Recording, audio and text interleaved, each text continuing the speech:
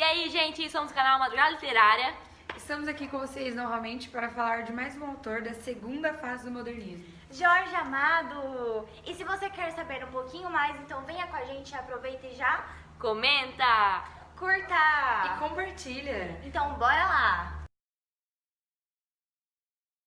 Bom, pessoal, agora nós vamos falar um pouquinho sobre o contexto histórico e social da época em que o livro foi escrito. Na década de 30, a democracia liberal se via cada vez mais desacreditada, e com isso, o mundo se voltava para ideologias totalitárias, como, por exemplo, o nazismo e o fascismo. Essas correntes ideológicas eram representadas pelo Partido Comunista Brasileiro, alinhado com a União Soviética de inspiração fascista. Getúlio Vargas, o atual presidente da época, já demonstrava uma preferência por um governo mais centralizado. Então, dessa forma, ele mantinha todo o poder em suas mãos, sendo até mesmo que seria o revisor da Constituição de 1934. No aspecto cultural, a produção literária brasileira se destacava cada vez mais por colocar uma análise crítica da realidade em que estavam vivendo. A prosa, por sua vez, aumentava cada vez mais sua área de interesse ao incluir novas preocupações de ordem política, econômica, social, humana e espiritual. eu vou falar pra vocês um pouquinho sobre a biografia de Jorge Amado. Ele nasceu em 10 de agosto de 1912, em Itabuna, sul da Bahia. Com 1 ano de idade, foi para Ilhéus, Salvador. Lá concluiu também os seus estudos secundários e, no mesmo período, começou a trabalhar em jornais e a participar da sua vida literária. Foi também um dos fundadores da Academia dos Rebeldes. Em 1931, publicou seu primeiro romance, O País do Carnaval, e se casou em 1933 com a sua primeira mulher, Matilde Garcia. E logo teve sua primeira filha, Lila. Já formado na Faculdade de Direito, no Rio de Janeiro, em 1935, é obrigado a se exilar na Argentina e no Uruguai entre 1941 e 1942, por ser militante e comunista. Quando voltou para o Brasil, foi eleito deputado federal mais votado por São Paulo. Se separou da atual mulher e logo já se casou com Zélia Gattai, em 1945, e teve, em 1947, o seu segundo filho. No mesmo ano, o PCB, o seu atual partido, foi declarado ilegal e os menos perseguidos e presos. E assim se exilou para a França dessa vez, onde ficou até 1950, quando foi expulso e sua primeira filha morreu no Rio de Janeiro. Logo depois, viveu em Praga entre 1950 e 1952, e lá nasceu a sua outra filha, Paloma.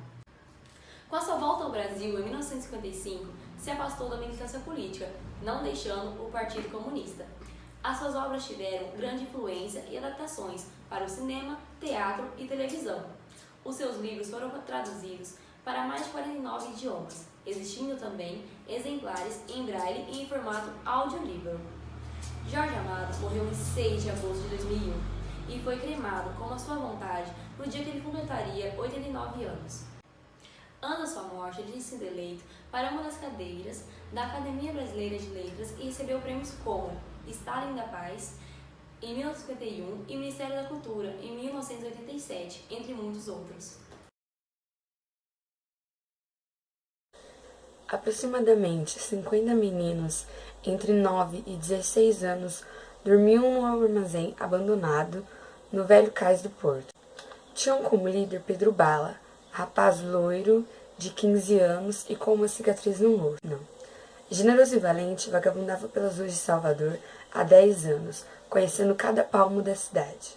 Durante o dia, os garotos sujos e esfomeados mostram-se para a sociedade, mendigando e praticando pequenos furtos para comer.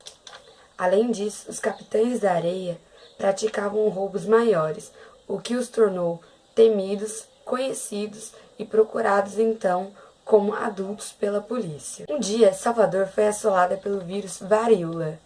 Como muitos pobres não possuíam acesso à vacina, muitos morriam. Almiro foi o primeiro capitão infectado. Dora e o irmão Zé Fuinha ficaram órfãos durante a epidemia. Não tendo onde ficar, foram levados. Os meninos aceitaram-na no bando e, depois de algum tempo, vestindo-se como um deles, participava de todas as atividades do bando. O professor e Pedro Bala se apaixonaram por Dora, que se apaixonou por Pedro Bala. Um dia, em um assalto, Pedro Bala e Dora foram presos. A menina foi mandada para o reformatório e Pedro foi torturado pela polícia, depois sendo jogado em um reformatório. conseguiu fugir do reformatório, preparando-se então para buscar Dora. Um mês foi suficiente para acabar com a alegria e a saúde de Dora, que, ardendo em febre, se encontrava na enfermaria. Dora viveu poucos dias entre os capitães da areia, porém, antes de morrer, casou-se com Pedro Bala, consumando o amor dos dois. Após a morte de Dora, o grupo foi sofrendo algumas alterações. O professor consegue entrar em contato com um homem lá do Rio de Janeiro, ficando famoso então, pintando quadros sobre rostos de crianças baianas. Cada vez mais impressionado com as histórias sindicalistas de seu pai, que por acidente morreu em uma greve, acabou deixando o bando de lado. Ideias comunistas e revolucionárias, parte para se tornar um militar proletário.